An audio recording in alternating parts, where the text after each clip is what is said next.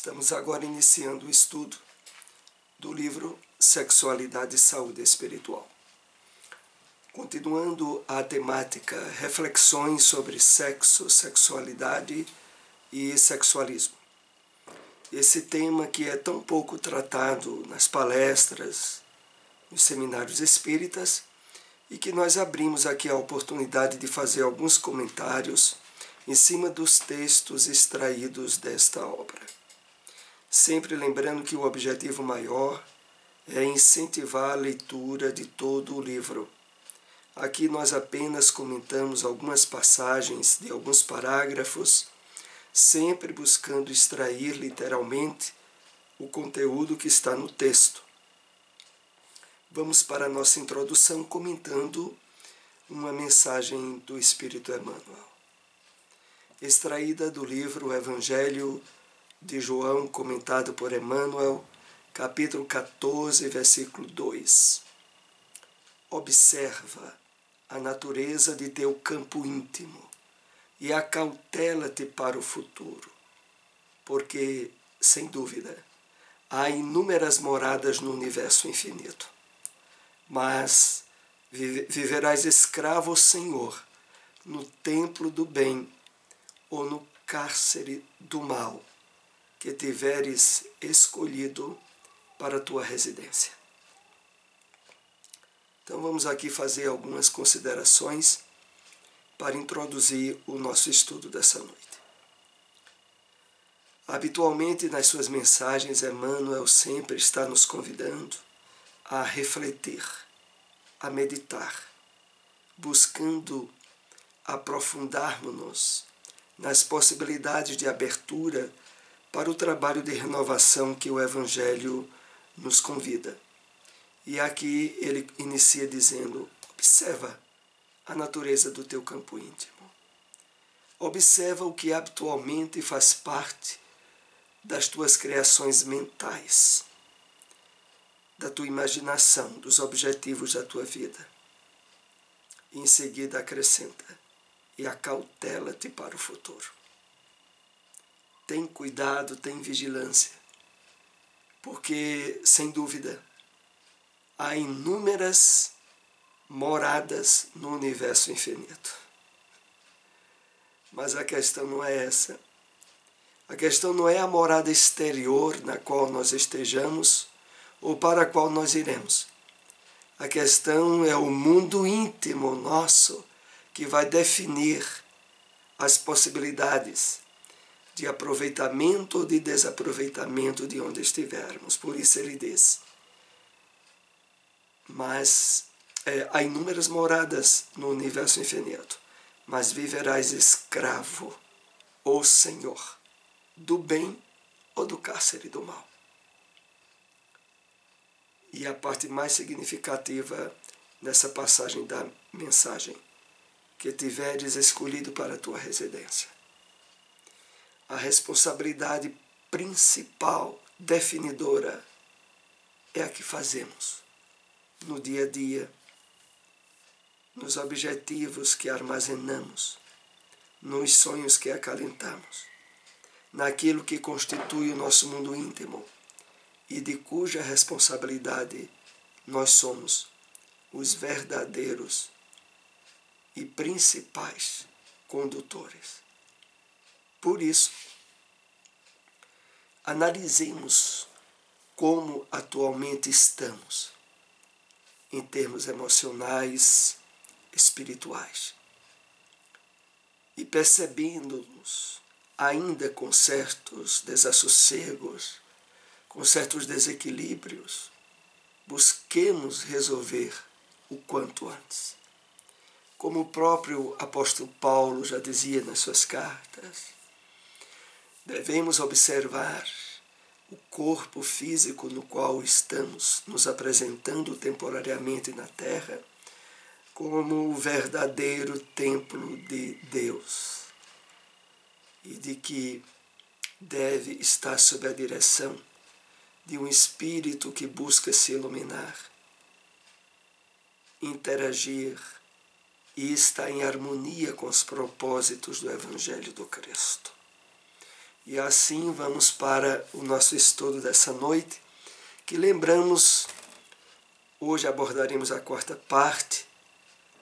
Nos estudos anteriores em que tratamos desse tema, vocês encontram no nosso canal no YouTube, canal José Soares de Melo, onde não só os estudos desta obra, mas de outras obras que já abordamos nesses nossos encontros pela internet. Então, lá vocês encontrarão e poderão ampliar o entendimento sobre alguns pontos que continuaremos a tratar nessa noite. Aqui eu trouxe o último slide do qual nós abordamos na semana passada para fazer um link com a temática que irá continuar nessa noite. E então, é claro que o aumento dos homossexuais no mundo tem a ver com a necessidade de muitos espíritos, quando estagiaram na heterossexualidade, terem se viciado e agora estão retornando, convidados à expiação. Então, esse é um tema que recebe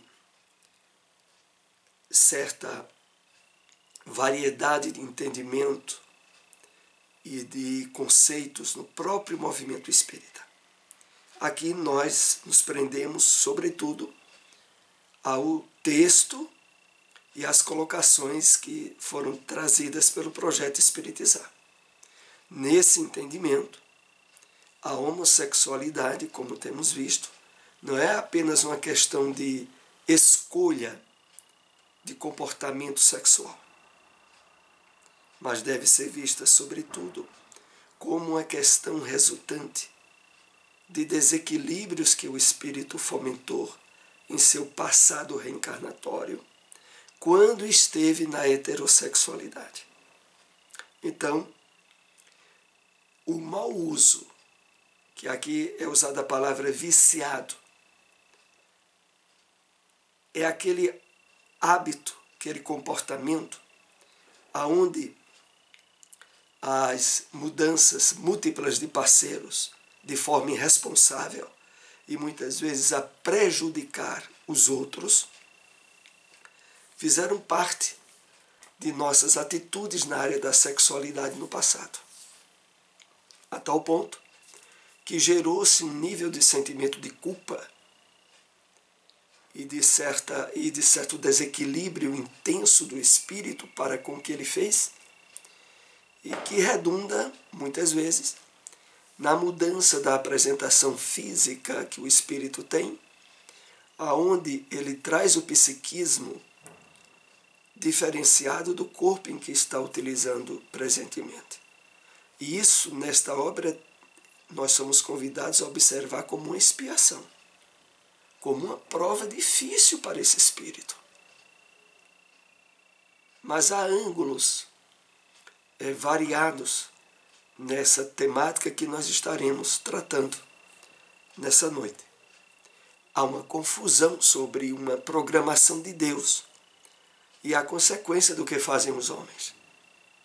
O aumento não tem a ver com uma programação em si, mas é a consequência das existências passadas, que agora retornam pedindo reparações. Então, nada de se atribuir o surgimento da homossexualidade a uma programação das leis divinas, a qual o espírito teria se submetido antes de reencarnar. Não. Deve ser visto como uma consequência do que o espírito fez no passado.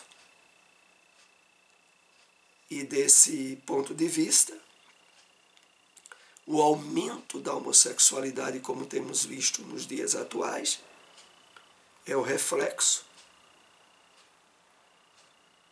do vício na área da heterossexualidade praticado por muitos, homens e mulheres. e que agora retornam à reencarnação, vivenciando um nível de inadaptação, de desassossego com a aparência física que temporariamente estão se apresentando na vida humana. Aqui é sempre bom relembrarmos que a análise desse tema, como é colocado no livro, é a análise do ponto de vista do espírito imortal. Então, muitas vezes vai colidir com a perspectiva hoje tratada em determinadas áreas na psicologia, na psicanálise, que não observam o homem como espírito imortal e que atribui a experiência física como única de cada um que reencarna. Mas não é essa a maneira espírita de encarar a vida. E por isso as colocações que esta obra traz. Eu sempre destaco isso para não se atribuir que os conceitos e as análises que estamos realizando aqui são uma interpretação pessoal minha. Não.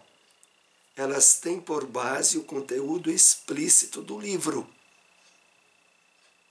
e do grupo que essa obra vem de um projeto lá da Federação Espírita do Mato Grosso, o Projeto Espiritizar. É da cabeça de um grupo de espíritos encarnados e desencarnados que construíram o livro. Alguns conseguirão colocar a sua função genésica a serviço da coletividade. Outros, talvez, possam novamente se viciar. Infelizmente. Ainda mais por conta da depravação sexual, quando ainda estagiavam no heterossexualismo. Eis a questão. Então, há muitos que, se percebendo na condição de homossexualidade, conseguem trabalhar e atuar na vida humana de forma a canalizar as energias na área genésica para atividades de serviço da coletividade, para expressões artísticas, para a vivência de uma forma mais ampla em termos de prática do bem.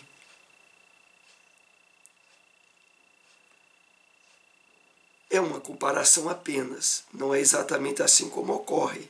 Mas vejam, há pessoas que, por exemplo, tendo determinada limitação física, como a cegueira ou um problema outro mais sério, conseguem unir forças e, mesmo com aquela deficiência naquele órgão, ter um desempenho e um aproveitamento da existência física positiva e marcante.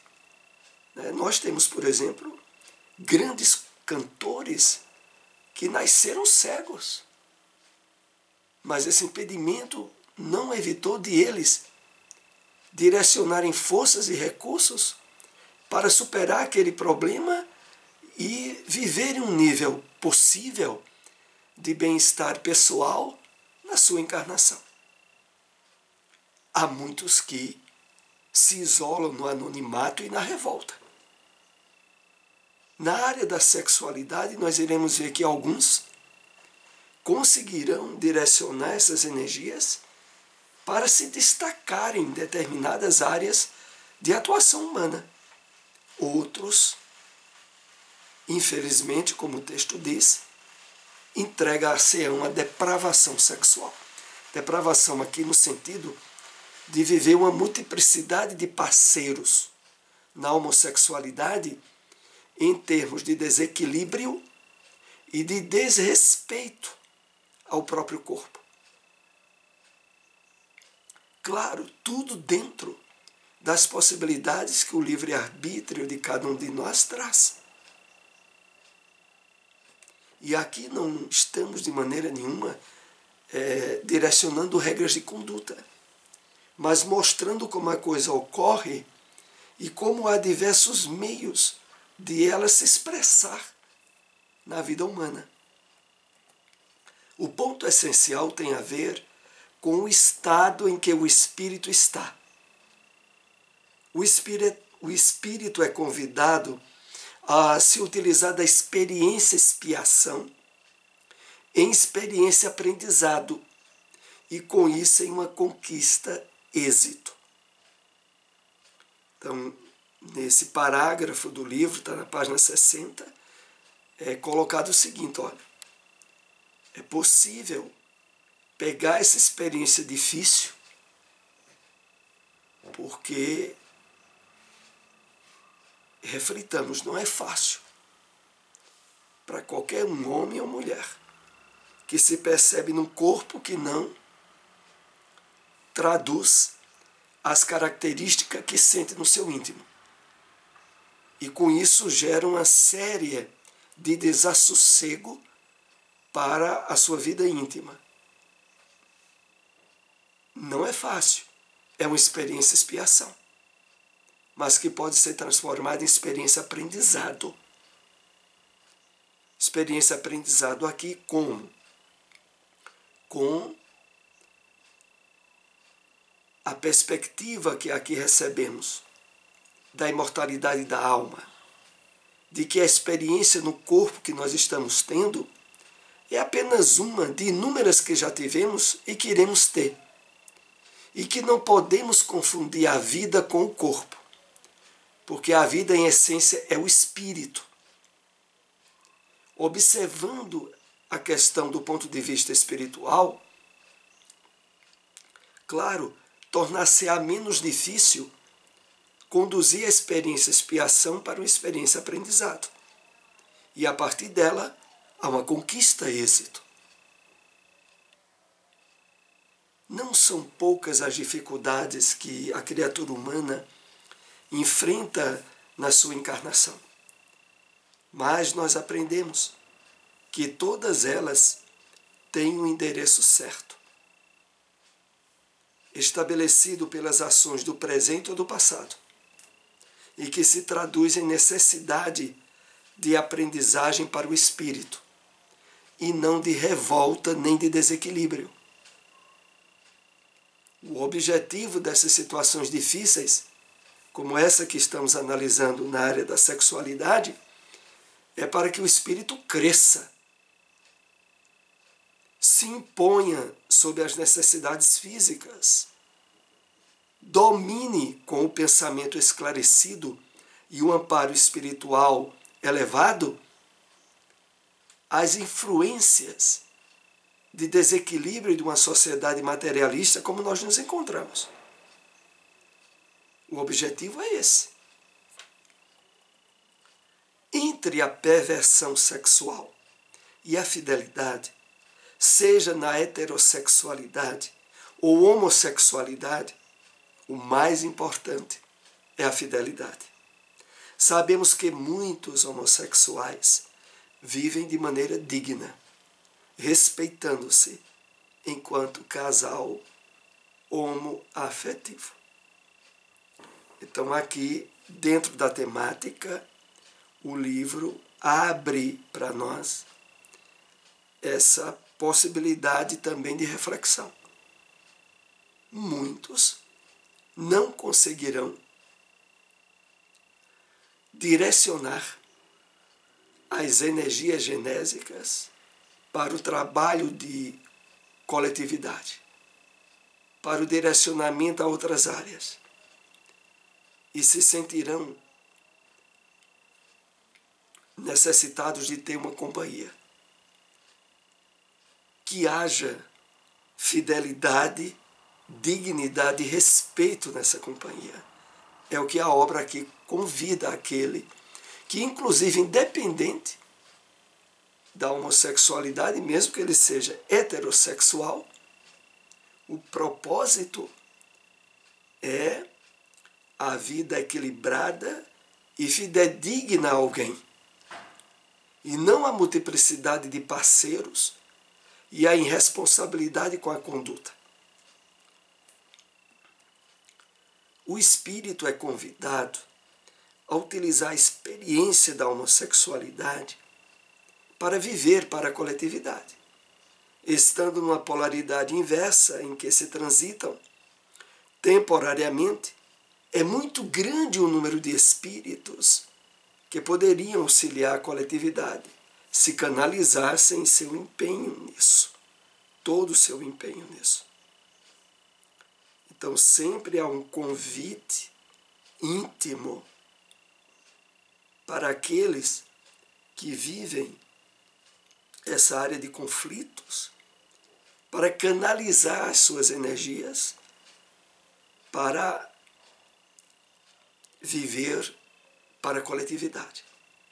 É a vida onde a entrega a objetivos mais elevados possibilita um nível de paz íntima e de sossego na área das energias genésicas, que são profundamente criativas e que realizam o espírito e que fazem ele se sentir muito bem. A maioria de nós conhece alguém que preferiu viver solteiro ou solteira e sem parceiros sexuais.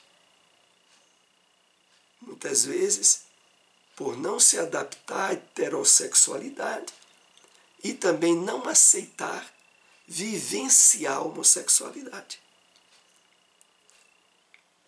É algo que, no uso do livre-arbítrio, da nossa liberdade pessoal, nós somos chamados a fazer as escolhas que percebamos mais adequadas a nós. Como não sentem as funções da paternidade, da maternidade de maneira biológica, como os outros que estagiam na questão da heterossexualidade, é fundamental que o espírito aprenda a colocar-se como agente da obra coletiva da criação. Nessa parte, o livro dá mais ênfase a essa opção de sublimação das energias. Mas, evidentemente, reconhecendo e respeitando as opções que divergem desse incentivo que a obra nos conduz a refletir. E no final, quando diz, é fundamental que o espírito aprenda a colocar-se como agente da obra coletiva da criação. É claro que a perspectiva da imortalidade da alma, da justiça de Deus, da reencarnação, ajudarão profundamente nessas escolhas, porque facultarão ao espírito certa tranquilidade interior,